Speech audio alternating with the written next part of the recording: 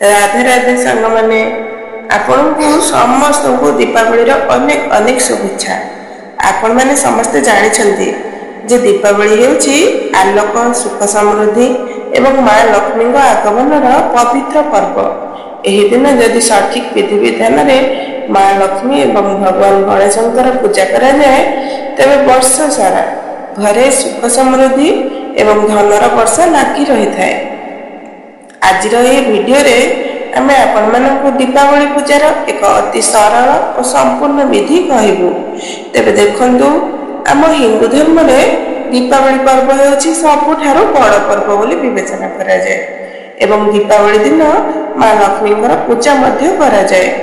माँ लक्ष्मी पूजा आमे किपरि करिबा उचित, केउ मंत्र कहबा उचित एवं पूजा विधि पर तुरंत केउ उपाय करबा उचित जहा द्वारा माँ लक्ष्मी निवास आम घरे स्थायी रूपे रही थाए। तेबे देखंतु महाराज, दीपावली दिन संध्या समय रे आमको यही पूजा करने को होता है। संध्या समय स्नान करी शुचि शुद्ध वस्त्र परिधान करी प्रथमे आपण एक चौकी लगांतु। ध्यान रखंतु जे चौकी आपण एपरि भावे लगांतु जे आपणकर मुख उत्तर दिग आड़े हेबा उचित।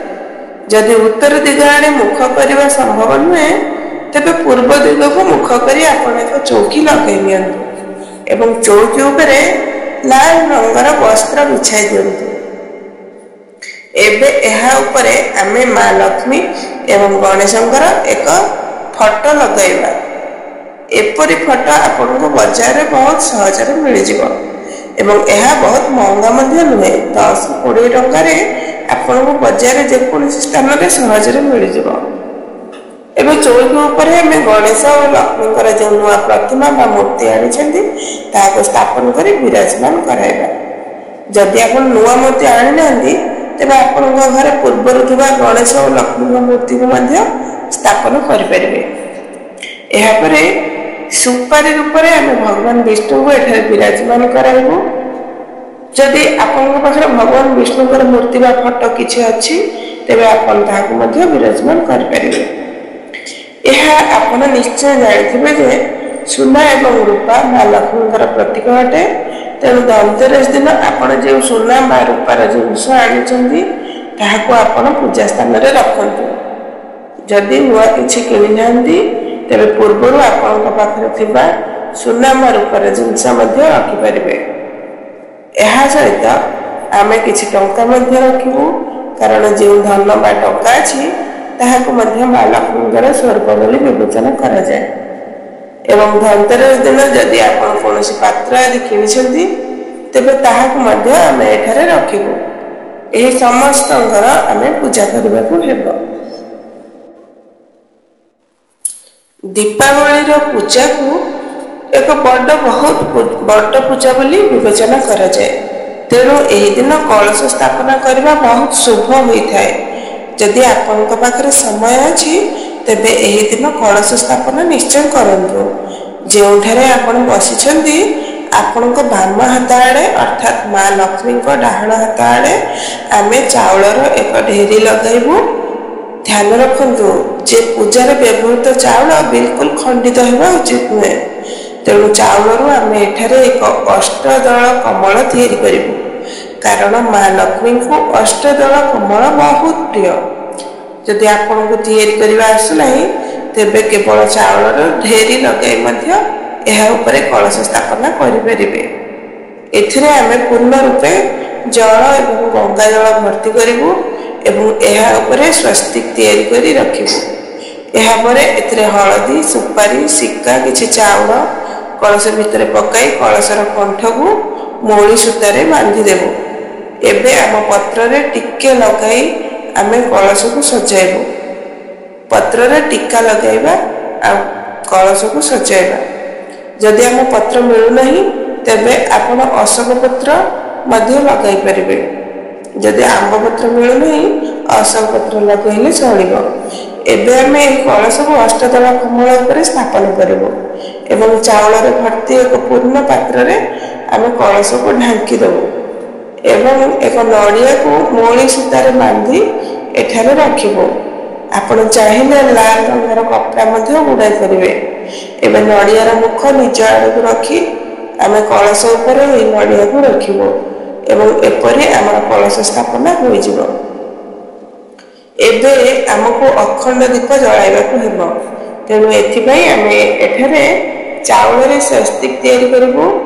ଆପଣ ସ୍ୱସ୍ତିକ ତିଆରି କରିବାକୁ ନ ଚାହିଁଲେ ମଧ୍ୟ କିଛି ଚାଉଳ ଢେରି ଲଗାଇ ତାହା ଉପରେ ଅଖଣ୍ଡ ଦୀପ ଜଳାଇ ପାରିବେ, ଯାହା ମା ଲକ୍ଷ୍ମୀ ଏବଂ ଭଗବାନ ବିଷ୍ଣୁଙ୍କୁ ଅତ୍ୟନ୍ତ ପ୍ରିୟ ଏବଂ ଏହି ଅଖଣ୍ଡ ଦୀପ ଦେବୀ ଦେବତାଙ୍କୁ ତୁରନ୍ତ ପ୍ରସନ୍ନ କରିଥାଏ। ଏହି ଚାଉଳ ଉପରେ ଏକ ବଡ଼ ଦୀପ ଜଳାଯାଏ। ଏହି ଅଖଣ୍ଡ ଦୀପ ଦୀପାବଳିର ପୁରା ରାତି ଜଳି ରହିଥାଏ ଏବଂ ଏହି ଦୀପରେ ଘିଅ ବା ସୋରିଷ ତେଲ ଭର୍ତ୍ତି କରାଯାଏ।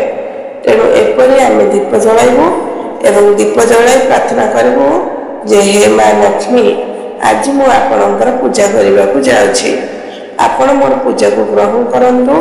ଯଦି କୌଣସି ଭୁଲ ହୋଇଯାଏ ତେବେ ମୋତେ କ୍ଷମା କରନ୍ତୁ ଏବଂ ମୋ ଘରେ ସ୍ଥାୟୀ ରୂପେ ନିବାସ କରନ୍ତୁ। ଏହିପରି ସଂକଳ୍ପ କରିବା ପରେ ଆମେ ପୂଜା ଆରମ୍ଭ କରିବା। ତେଣୁ ସଚ୍ଚା ଭାବରେ ପ୍ରଥମେ ଆମେ ରୂପୀ ଜଳରେ ଛିଞ୍ଚା ହୋଇ ସ୍ନାନ କରାଇବୁ। ଏଠାରେ ଆମେ ସମସ୍ତେ ଦେବୀ ଦେବତାଙ୍କୁ ସ୍ନାନ କରାଇଦେବୁ। ସ୍ନାନ କରାଇବା ପରେ ବସ୍ତ୍ର ରୂପୀ ଭାବନା ସହିତ ଆମେ ମୌଳି ବା କଲା ସମର୍ପଣ କରିବୁ। ତେଣୁ ଏଠାରେ ପ୍ରଥମେ ଗଣେଶଙ୍କୁ, ମା ଲକ୍ଷ୍ମୀଙ୍କୁ, ଭଗବାନ ବିଷ୍ଣୁଙ୍କୁ, କୁବେର ଦେବଙ୍କୁ, ସରସ୍ୱତୀ ମାତାଙ୍କୁ, ସୁନା ରୂପା ଯାହା କିଛି ଆପଣ ରଖିଛନ୍ତି, କଳସ ଦେବଙ୍କୁ ଆମେ ପୂର୍ବରୁ ମୌଳି ସୂତା ବାନ୍ଧି ଦେଇଛୁ। ତେଣୁ ଏହିପରି ବସ୍ତ୍ରର ଭାବନା ସହିତ ଆମେ ସମସ୍ତଙ୍କୁ ମୌଳି ସମର୍ପଣ କରିବୁ। ଏବେ ଆମେ ସମସ୍ତଙ୍କୁ ତିଳକ କରିବୁ। ଭଗବାନ ଶ୍ରୀ ଗଣେଶଙ୍କୁ, ମା ଲକ୍ଷ୍ମୀଙ୍କୁ, ସରସ୍ୱତୀ ମାତାଙ୍କୁ, କଳସ ଦେବଙ୍କୁ, ଅଖଣ୍ଡ ଦୀପକୁ ସମସ୍ତଙ୍କୁ ଆମେ ତିଳକ କରିବୁ। ସାଙ୍ଗରେ ପୂଜାରେ ଯେଉଁ ପରିବାରର ସଦସ୍ୟମାନେ ସାମିଲ ଅଛନ୍ତି ସେମାନଙ୍କୁ ମଧ୍ୟ ଆମେ ତିଳକ କରିବୁ ଏବଂ ଏବେ ଆମେ ସମସ୍ତଙ୍କ ଉପରେ ଅକ୍ଷତ ସମର୍ପଣ କରିବୁ। ଏହାପରେ ଆମେ ଗଣେଶଙ୍କୁ ଜଣେଇ ସମର୍ପଣ କରିବୁ। ହଳଦୀର ଏକ ଗଣ୍ଠି ସମର୍ପଣ କରିବୁ। ଭଗବାନ ବିଷ୍ଣୁଙ୍କୁ ମଧ୍ୟ ଜଣେଉ ସମର୍ପଣ କରିବୁ। ଜଣେଉ ନଥିଲେ ଆପଣ ମୌଳି ମଧ୍ୟ ସମର୍ପଣ କରିପାରିବେ। ଏହାପରେ ଆମେ ସମସ୍ତଙ୍କୁ ପୁଷ୍ପ ସମର୍ପଣ କରିବୁ। ଭଗବାନ ଶ୍ରୀ ଗଣେଶଙ୍କୁ ହଳଦିଆ ରଙ୍ଗର ପୁଷ୍ପ ସମର୍ପଣ କରିବୁ। ମା ଲକ୍ଷ୍ମୀଙ୍କୁ ଏହି ଦିନ ଯଦି ସମ୍ଭବ ହୁଏ ତେବେ ଆପଣ କମଳ ପୁଷ୍ପ ନିଶ୍ଚୟ ଚଢ଼ାନ୍ତୁ ବା ଗୁଡ଼ହଳ ପୁଷ୍ପ ସମର୍ପଣ କରିପାରିବେ। ମା ଲକ୍ଷ୍ମୀଙ୍କୁ ଲାଲ ରଙ୍ଗ ଅତ୍ୟନ୍ତ ପ୍ରିୟ ଏବଂ ଏହା ସହିତ ବିଷ୍ଣୁଙ୍କୁ ମଧ୍ୟ ଆମେ ହଳଦିଆ ରଙ୍ଗର ପୁଷ୍ପ ସମର୍ପଣ କରିବୁ। କଳସ ଦେବଙ୍କୁ ମଧ୍ୟ ଆମେ ପୁଷ୍ପ ସମର୍ପଣ କରିବୁ। ଏହାପରେ ମା ଲକ୍ଷ୍ମୀଙ୍କର କିଛି ପ୍ରିୟ ଜିନିଷ ଅଛି ଯାହା ଏହି ଦିନ ନିଶ୍ଚୟ ସମର୍ପଣ କରିବା ଉଚିତ।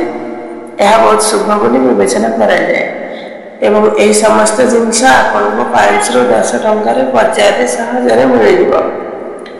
ପ୍ରଥମ ଜିନିଷ ଯାହା ମା ଲକ୍ଷ୍ମୀଙ୍କୁ ବହୁତ ପ୍ରିୟ ତାହା ହେଉଛି କଉଡ଼ି। ଏହାକୁ ମା ଲକ୍ଷ୍ମୀଙ୍କ ଭଉଣୀ ରୂପରେ ମଧ୍ୟ ଜଣାଯାଏ, କାରଣ ସମୁଦ୍ର ମନ୍ଥନରୁ ମା ଲକ୍ଷ୍ମୀ ଏବଂ କଉଡ଼ି ଉଭୟଙ୍କର ଜନ୍ମ ହୋଇଥିଲା। ଏହା ସହିତ ଆମେ 5ଟି ଗୋମତୀ ଚକ୍ର ନେବୁ। ଗୋମତୀ ଚକ୍ରରେ ଚକ୍ରନୁମା ଆକୃତି ଦେଖାଯାଏ, ତାହାକୁ ଗୋମତୀ ଚକ୍ର କୁହାଯାଏ। ଏହାକୁ ନେବୁ। ଏହା ସହିତ 5ଟି କମଳ ଗଟେ ରଖନ୍ତୁ। ବଜାରରେ ବହୁତ ସହଜରେ ମିଳିଯାଏ। ଲକ୍ଷ୍ମୀ ଚକ୍ର ମଧ୍ୟ ମିଳେ, ତାହା ମଧ୍ୟ ଆପଣ ନେଇପାରିବେ। ଏହା ସହିତ ସୁପାରି ମଧ୍ୟ ସମର୍ପଣ କରନ୍ତୁ। ଏବେ ଏହାପରେ ଆମେ ସପ୍ତଧାନ ସମର୍ପଣ କରିବୁ, ଅର୍ଥାତ୍ 7 ପ୍ରକାରର ଅନାଜ ଏହି ଦିନ ସମର୍ପଣ କରାଯାଏ। ସାବୁତ ଅନାଜ ପାଇଁ ଆମେ ସମର୍ପଣ କରିବୁ। ତେଣୁ ଏଠାରେ ଆପଣ ଗହମ, ବାଜରା, ଯବ, ଚାଉଳ, ଚଣା, ମୁଗ, ଧନିଆ ଆଦି 7 ପ୍ରକାର ଜିନିଷ ସମର୍ପଣ କରିପାରିବେ। ସପ୍ତଧାନ ସମର୍ପଣ କରିବା ବହୁତ ଶୁଭ ବୋଲି ବିବେଚନା କରାଯାଏ। ତେଣୁ ଦୀପାବଳିରେ ଆପଣ ସପ୍ତଧାନ ନିଶ୍ଚୟ ସମର୍ପଣ କରନ୍ତୁ ଏବଂ ଏହି ସପ୍ତଧାନରେ ଆମେ ଧଣିଆ ରଖିଛୁ, ତେଣୁ ଆପଣଙ୍କୁ ଅଲଗା ଧଣିଆ ସମର୍ପଣ କରିବା ଆବଶ୍ୟକତା ନାହିଁ। ତେଣୁ ଏପରି ଆମେ ସପ୍ତଧାନ ସମର୍ପଣ କରିବୁ। ଏହାପରେ ଆମେ ଭୋଗ ରୂପରେ କୌଣସି ମିଠା ସମର୍ପଣ କରିବୁ। ଆପଣ ଚାହିଁଲେ ଘରେ ତିଆରି ମିଠା ବନେଇ ପାରିବେ, ନଚେତ୍ ବଜାରରୁ ତିଆରି ମିଠା ମଧ୍ୟ ନେଇପାରିବେ ଏବଂ ଏହି ଦିନ ଫଳ ନିଶ୍ଚୟ ସମର୍ପଣ କରିବା ଉଚିତ।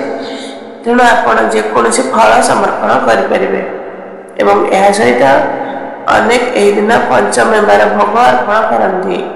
ସବୁଠାରୁ ଗୁରୁତ୍ୱପୂର୍ଣ୍ଣ ହେଉଛି ଏହି ଦିନ କ୍ଷୀର ବତାସର ଭୋଗ। ତେଣୁ ଏହି ଭୋଗ ଆପଣ ନିଶ୍ଚୟ ସମର୍ପଣ କରନ୍ତୁ, କାରଣ କ୍ଷୀର ବତାସା ମା ଲକ୍ଷ୍ମୀଙ୍କୁ ଅତ୍ୟନ୍ତ ପ୍ରିୟ। ତେଣୁ ଆମେ ଏଠାରେ ସମସ୍ତଙ୍କୁ ଅଳ୍ପ ଅଳ୍ପ ପରିମାଣରେ କ୍ଷୀର ବତାସର ଭୋଗ ସମର୍ପଣ କରିବୁ ଏବଂ ଯେଉଁ ନୂଆ ପାତ୍ର ଆପଣ କିଣି ଆଣିଛନ୍ତି ତାହାରେ ମଧ୍ୟ ଅଳ୍ପ ପରିମାଣର କ୍ଷୀର ବତାସା ଛିଞ୍ଚିବୁ। ଏହାପରେ ଆମେ ଦୁଇଟି ପାନପତ୍ର ନେବୁ। ଦୁଇଟି ପାନପତ୍ର ମିଳି ନ ପାରିଲେ ଏକ ପାନପତ୍ର ମଧ୍ୟ ଆପଣ ନେଇପାରିବେ। ମା ଲକ୍ଷ୍ମୀଙ୍କ ପାନପତ୍ର ଅତ୍ୟନ୍ତ ପ୍ରିୟ।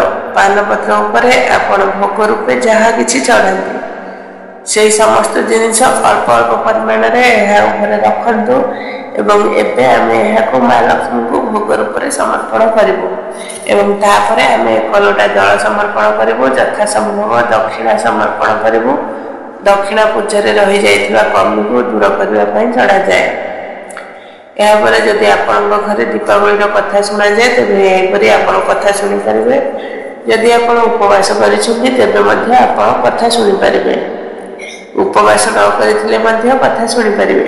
ଯଦି ଆପଣ ଦୀପାବଳିର କଥା ଶୁଣିବାକୁ ଚାହାନ୍ତି ତେବେ ହାତରେ ଅଳ୍ପ କ୍ଷୀର ବତାସା ଧରି ଆମେ ଦୀପାବଳିର କଥା ଶୁଣିବୁ। ଯଦି ଆପଣ କଥା ନ ଶୁଣନ୍ତି ତେବେ ଏହି ପାଠକୁ ଛାଡ଼ି ଦିଅନ୍ତୁ। ଏଠାରେ ଆମେ ଦୀପାବଳିର କଥା ଶୁଣି ଯେଉଁ କ୍ଷୀର ବତାସା ଅଛି ତାହାକୁ ମା ଲକ୍ଷ୍ମୀଙ୍କ ଚରଣରେ ସମର୍ପଣ କରିବୁ। ଏହିପରି ଆମେ କଥା ଶୁଣିବୁ ଏବଂ ଏହାପରେ ଆମେ ଅନେକ ଦୀପ ଜଳାଇବୁ। ତେଣୁ ଦେଖନ୍ତୁ, ଦୀପାବଳି ଦିନ ମାଟିର ଦୀପ ଜଳାଯାଏ। ତେଲ, ଘିଅ, ସୋରିଷ ତେଲରେ ଏହି ଦୀପ ଗୁଡ଼ିକ ଜଳାଯାଏ। ତେଣୁ ଏହି ଦିନ ଆପଣ ଚୌକି ପାଖରେ ଏହି ସମସ୍ତ ଦୀପକୁ ରଖି ଜଳାନ୍ତୁ ଏବଂ ମା ଲକ୍ଷ୍ମୀଙ୍କର ପୂଜା କରିବା ସମୟରେ ଧୂପବତୀ ନିଶ୍ଚୟ ଜଳାନ୍ତୁ। ମା ଲକ୍ଷ୍ମୀଙ୍କୁ ସୁଗନ୍ଧ ଅତ୍ୟନ୍ତ ପ୍ରିୟ, ତେଣୁ ଧୂପ ଆମେ ନିଶ୍ଚୟ ଦେଖାଇବୁ। ଏବେ ଆମେ ଆରତି କରିବୁ। ତେଣୁ ଦେଖନ୍ତୁ, ଆମ ଏଠାରେ ମା ଲକ୍ଷ୍ମୀ ଏବଂ ଭଗବାନ ଶ୍ରୀ ଗଣେଶଙ୍କର ଆରତି ବହୁତ ଧୁମଧାମରେ କରାଯାଏ। ତେଣୁ ଅଖଣ୍ଡ ଦୀପକୁ ଆମେ ଉଠାଇବୁ ନାହିଁ। ଏହା ବ୍ୟତୀତ ଏକ ଛୋଟ ଦୀପ ଆପଣ ଜଳାନ୍ତୁ, ତାହାକୁ ଭଲ ଭାବେ ସଜାଇ ଦିଅନ୍ତୁ ଏବଂ ଏହାପରେ ପ୍ରଥମେ ଭଗବାନ ଗଣେଶଙ୍କର ଏବଂ ତାପରେ ମା ଲକ୍ଷ୍ମୀଙ୍କର ଆରତି ଆମେ କରିବା। ବହୁତ ପ୍ରେମ ଭାବରେ ଆପଣ ଏହି ଆରତିକୁ ସମ୍ପୂର୍ଣ୍ଣ କରନ୍ତୁ। ଏହାପରେ ହାତ ଯୋଡ଼ି ପୂଜାରେ ରହିଯାଇଥିବା କମି ପାଇଁ ମାତାରାଣୀଙ୍କ ଠାରୁ କ୍ଷମା ପ୍ରାର୍ଥନା କରନ୍ତୁ ଏବଂ ଆପଣଙ୍କ ଘରେ ମା ଲକ୍ଷ୍ମୀଙ୍କୁ ନିବାସ କରିବା ପାଇଁ ପ୍ରାର୍ଥନା କରିବା। ତାଙ୍କ ଆଗମନ ପାଇଁ ସ୍ୱାଗତ କରିବା। ଆପଣ ଚାହିଁଲେ ମା ଲକ୍ଷ୍ମୀଙ୍କର ବୀଜ ମନ୍ତ୍ର 108 ଥର ଜପ କରିପାରିବେ। ମନ୍ତ୍ରଟି ହେଉଛି ଓಂ ହ୍ରୀଂ ଶ୍ରୀ ଲକ୍ଷ୍ମୀ ନମଃ, ଓಂ ହ୍ରୀଂ ଶ୍ରୀ ଲକ୍ଷ୍ମୀ ନମଃ। ଏହି ମନ୍ତ୍ରର 108 ଥର ଜପ କରନ୍ତୁ ବା ଆପଣ ଚାହିଁଲେ 5, 11, 21 ଥର ମଧ୍ୟ ଜପ କରିପାରିବେ ଏବଂ ଏହାପରେ ଖିଲ୍, ଯାହାକୁ ଧାନ କୁହାଯାଏ, ତାହାକୁ ଆମେ ମା ଲକ୍ଷ୍ମୀଙ୍କ ଉପରେ ବର୍ଷା କରି 2 ହାତରେ ସମର୍ପଣ କରିବୁ। ପରିବାରର ସମସ୍ତ ସଦସ୍ୟ ଧାନର ବର୍ଷା ନିଶ୍ଚୟ କରନ୍ତୁ। ଏହିପରି ଧାନ ବର୍ଷା ପରେ ଆମର ପୂଜା ସମ୍ପୂର୍ଣ୍ଣ ବୋଲି ବିବେଚନା କରାଯାଏ। ତେଣୁ ଆମର ପୂଜା ସମ୍ପୂର୍ଣ୍ଣ ହୋଇଗଲା ଏବଂ ଏହାପରେ ଆମେ ଲକ୍ଷ୍ମୀ ପୋଟଳି ତିଆରି କରିବୁ। ତେଣୁ ଦେଖନ୍ତୁ, ଯେତେବେଳେ ଆପଣଙ୍କୁ ସମୟ ମିଳେ ଆପଣ ଚାହିଁଲେ ପୂଜା ପରେ ତୁରନ୍ତ ମଧ୍ୟ ତିଆରି କରିପାରିବେ ବା ଅଧା ଘଣ୍ଟା ବା 1 ଘଣ୍ଟା ଯେତେବେଳେ ଆପଣ ମୁକ୍ତ ହୋଇ ରିଲାକ୍ସ ହେବେ ତାପରେ ଏହି ଲକ୍ଷ୍ମୀ ପୋଟଳି ନିଶ୍ଚୟ ତିଆରି କରନ୍ତୁ। ଏହା ତିଆରି କରିବା ପାଇଁ ପ୍ରଥମେ ଆପଣ ଏକ ଲାଲ ରଙ୍ଗର କପଡ଼ା ନିଅନ୍ତୁ ବା ଏକ ପୋଟଳି ନିଅନ୍ତୁ। ଆମେ ଲାଲ ରଙ୍ଗର କପଡ଼ା ନେବୁ ଏବଂ ଏହା ଉପରେ ଆମେ ମା ଲକ୍ଷ୍ମୀକୁ ଯାହା କିଛି ସମର୍ପଣ କରିଛୁ ତାହା ଏକ ଉପରେ ରଖିବାକୁ ହେବ। ଯେମିତି 5ଟି ଗୋମତୀ ଚକ୍ର, 5ଟି କଉଡ଼ି, 5ଟି କମଳ ଗଟେ। ଆପଣ ଚାହିଁଲେ 2 ବା 10ଟି ସଂଖ୍ୟାରେ ମଧ୍ୟ ନେଇପାରିବେ।